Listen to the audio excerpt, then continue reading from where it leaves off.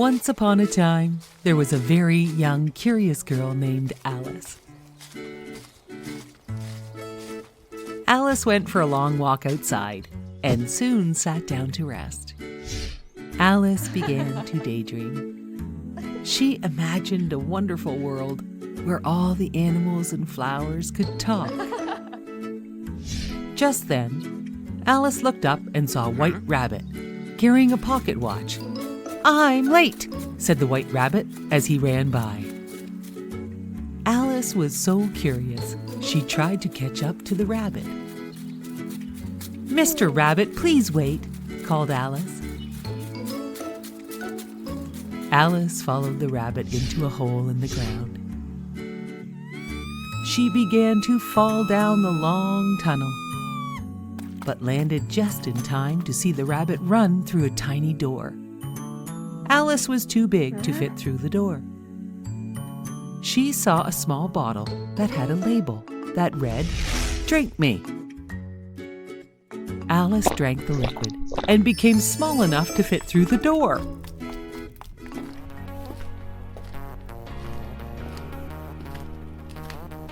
On the other side of the door, she met twins named Tweedledum and Tweedledee. The first thing in a visit is to say, "How do you do?" and shake hands. The twins took Alice's hands and danced around. Alice tried to explain that she was following the white rabbit, but the twins didn't care. They started to tell her a story. Alice wanted to be polite, so she listened to their story, but after they finished their story, they did not give Alice a chance to speak. They just kept on talking to each other. So Alice left. Alice soon spotted the white rabbit in the yard of his cottage. He was worried because he could not find his gloves. "I'm late," he exclaimed to Alice. She offered to help him look around his cottage for his gloves. Alice found a cookie that had a label that read, "Eat me." She ate the cookie and grew into a giant and smashed through the rabbit's cottage. The white rabbit ran to get help to clean up the mess Alice had made. Alice had to get small again, so she picked a carrot from the rabbit's garden. As soon as she ate it, she shrunk to a tiny size. Alice tried to follow the white rabbit again, but could not keep up. After a while, Alice found herself in a magical garden where all the flowers could speak. They asked Alice what kind of flower she was, and before she could explain, the flowers decided she was a weed. They told her to leave their garden. After she walked for some time, Alice came upon a large caterpillar sitting on a mushroom. "Well, who are you?" asked the caterpillar. "I hardly know, sir," answered Alice. The caterpillar told Alice that eating some of the mushroom would help her always be the right size. Alice had a little bit of the mushroom, and soon she was her regular size. She was so happy as she said goodbye to the caterpillar and continued on her way through the forest. She was amazed to see a grinning cat in a tree. He introduced himself as the Cheshire Cat. Alice asked the Cheshire Cat which way she should go to find the white rabbit. He told her to ask the Mad Hatter. "I don't want to meet mad people," said Alice. "Oh, everyone is mad here," replied the Cheshire Cat, and he disappeared. Alice wanted to find the white rabbit, so she continued on to the Mad Hatter's. She was invited to the Mad Hatter's tea party, where it was just nonsense. As she sat having tea with the Mad Hatter and his friends, the white rabbit ran by yelling, "I'm late!" Alice followed the rabbit, but lost sight of him. The Cheshire Cat reappeared and showed Alice a shortcut to a fancy garden. Playing cards were working for the Queen of Hearts, painting roses. The rabbit ran by to announce the Queen of Hearts. Alice was happy to see him, but the Queen became angry and shouted, "Off with her head!" Alice ran away and soon found a door to get away from the Queen of Hearts and her guards. Just then, Alice awoke from her daydream. She realized she had just had a magical daydream and was happy to be awake from all the nonsense. That was just fine with Alice.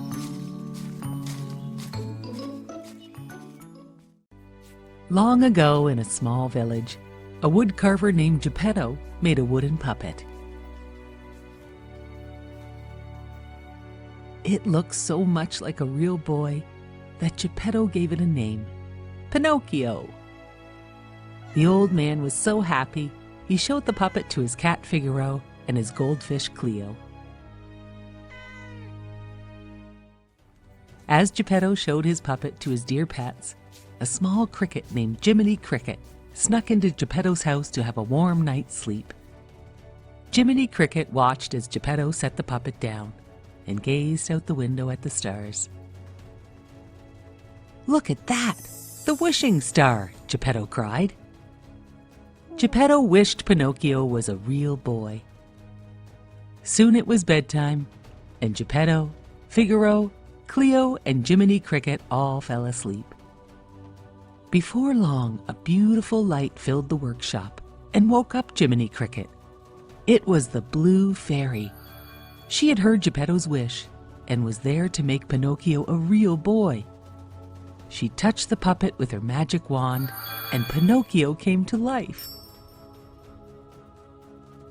But Pinocchio had to prove he was brave, truthful, and unselfish to become a real boy.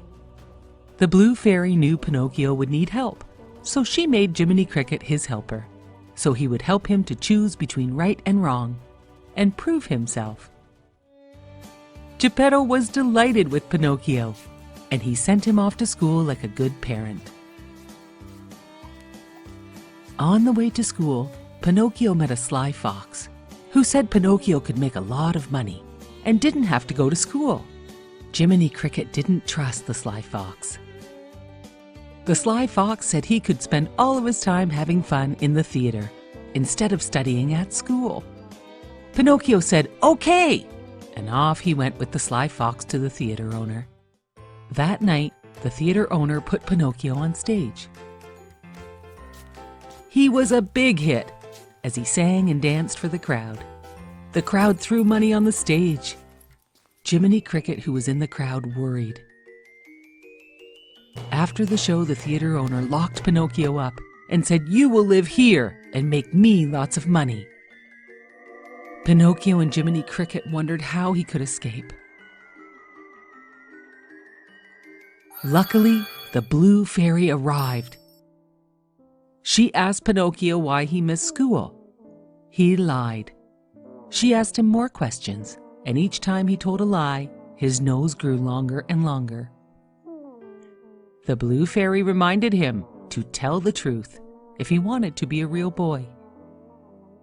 Pinocchio promised he would tell the truth. She fixed his nose and set him free. The next day, Pinocchio met the sly fox again.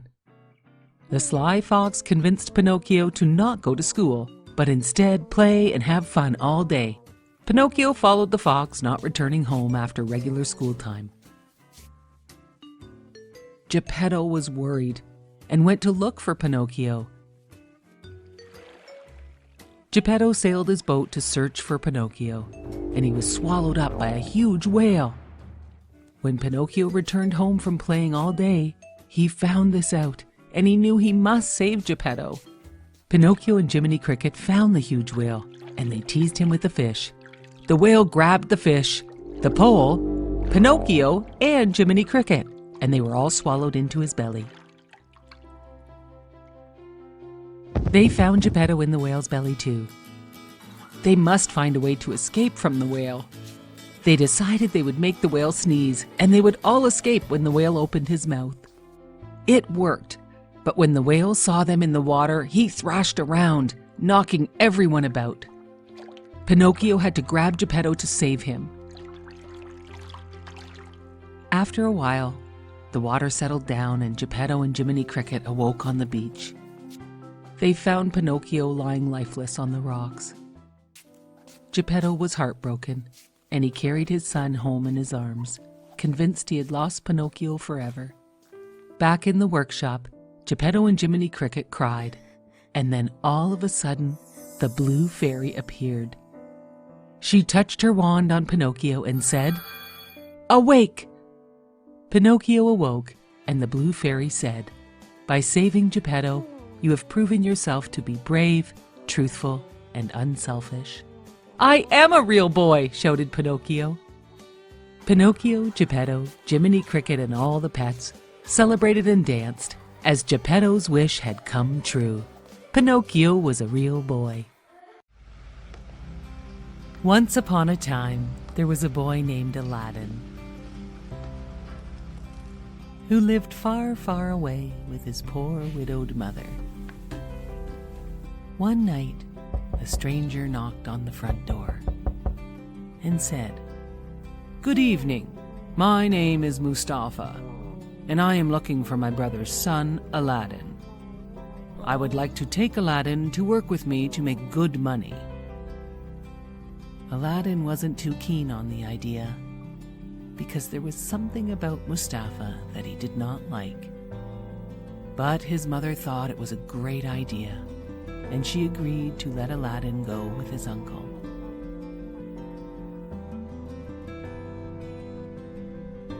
Aladdin and his uncle walked for a full day into the desert until they reached a cave with a small entrance. Mustafa was too big to fit through the entrance, so he asked Aladdin to go inside. Aladdin did not trust him and was afraid he might block him in. But his uncle told him there were gems and gold inside the cave. Mustafa told Aladdin he could take as much as he wanted. Mustafa only wanted an old lamp from inside the cave. So Aladdin went inside. Aladdin could not believe his eyes when he entered the cave. It was full of treasures. He started filling his pockets with diamonds and rubies and emeralds. He also found a gold ring that fit his finger perfectly. Finally, he found the lamp Mustafa had asked for. He yelled for Mustafa to help him out. But Mustafa said he wanted to see the lamp first. Aladdin did not trust him, so he refused to let him see the lamp. Mustafa was angry and said, "I am not your real uncle, and I don't care about you, Aladdin. Since you won't give me the lamp, I will block the cave entrance with this huge rock." Mustafa left Aladdin inside. Aladdin sat crying with the lamp inside the cave. "Stupid old lamp," he said. "It is not even real gold." He rubbed the lamp a little to wipe off the dust. And all of a sudden, poof! A genie came out of the lamp. "Master, I will grant you 3 wishes," said the genie. Right away, Aladdin said, "Take me home." And poof, Aladdin was at home. His mother almost fainted at the sight of Aladdin. He told her about Mustafa and the cave full of treasures. Aladdin rubbed the ring he had put on his finger, and a second genie appeared. "Master, I can grant you 2 wishes," said the genie. Aladdin wished for a grand palace and enough wealth for him and his family to be rich forever. All of a sudden, Aladdin and his mother had a beautiful palace filled with riches.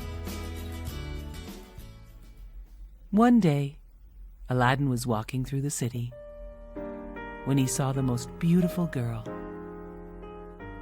He fell in love with her at first sight. She was the Sultan's daughter, Yasmin. Yasmin loved Aladdin too. Aladdin went to ask the Sultan if he could marry Yasmin, and the Sultan said yes.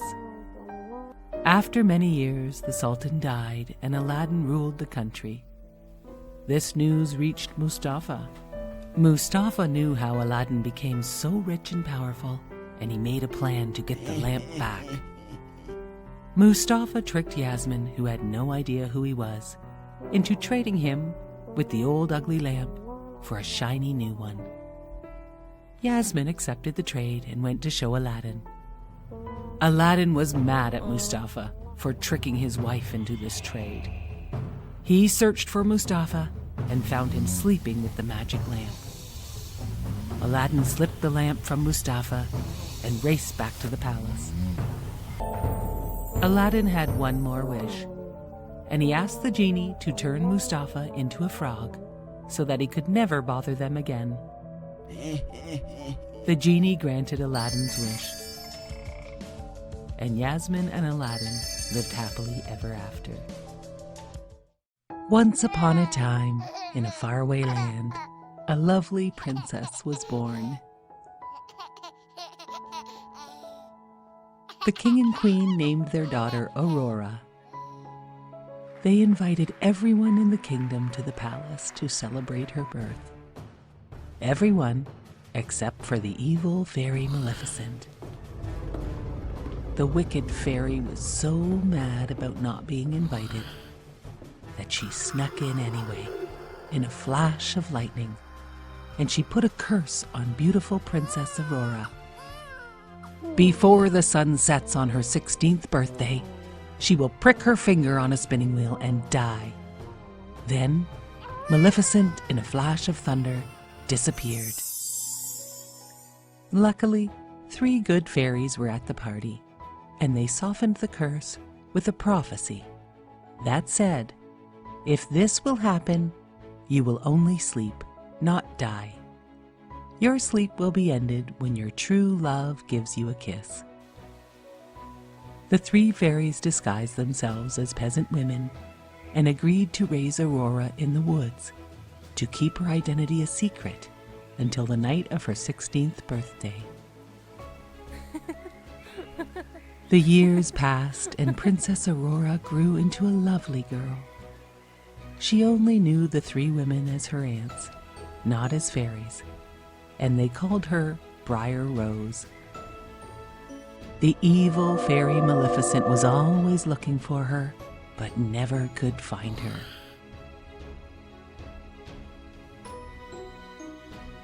Briar Rose always dreamed of meeting a handsome young man and falling in love.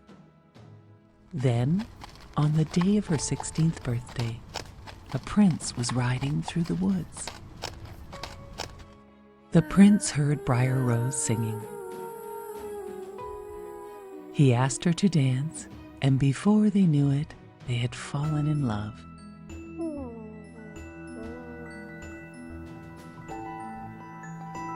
Briar Rose had no idea he was a prince from a nearby kingdom, and the prince had no idea that she was really a princess.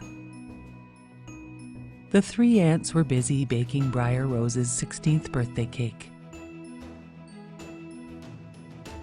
Briar Rose returned to the cottage and told her aunts about the stranger she had met and danced with.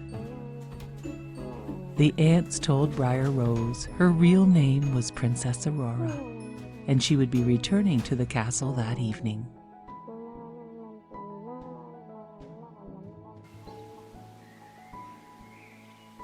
The 3 fairies brought Princess Aurora home to her eagerly awaiting family. Everyone thought the princess had escaped Maleficent's evil curse. But no one knew Maleficent was hiding upstairs. As soon as Maleficent saw Aurora alone, she put her in a trance and led her into a room with a gleaming spinning wheel. "Touch the spindle, touch it," said Maleficent. Princess Aurora obeyed. She pricked her finger and fell to the floor. The 3 fairies found the sleeping princess and were heartbroken.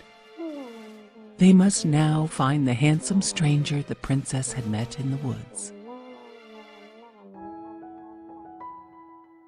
The fairies found the prince, and when he heard the news, he raced towards Princess Aurora's castle.